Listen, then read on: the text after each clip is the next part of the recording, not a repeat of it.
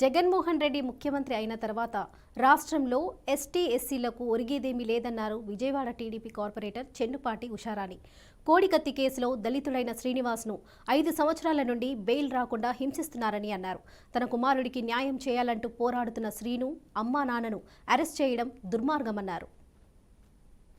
శ్రీనివాస్ అనే వ్యక్తి చాలా నిరుపేద కుటుంబం నుంచి వ్యక్తి, పైగా దళిత బిడ్డకి తల్లిదండ్రులు చాలా వృద్ధాప్యంలో ఉన్నారు.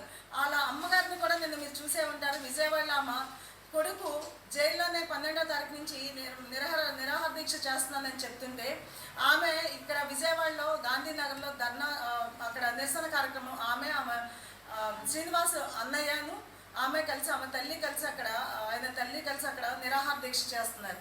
కానీ ఆ దీక్ష కొనసాగిస్తున్నా కూడా ఎన్నో ఇబ్బందులు, తల్లికి ఇబ్బందులు పెడుతున్నారు. అక్కడ ఉండటానికి వీలు లేదని, ఖాళీ చేయమని చాలా ఇబ్బంది పెడుతున్నారు. కేవలము ఆయన ముఖ్యమంత్రి పదవి కోసం ఎస్సీలను వాడుకొని ఈ రకంగా ఈరోజు రోడ్డు మీద వేసి ఈ రకంగా ఇబ్బంది పెడతానని మేము తెలుగు మహిళలుగా తీవ్రంగా ఖండిస్తున్నాం. ఈ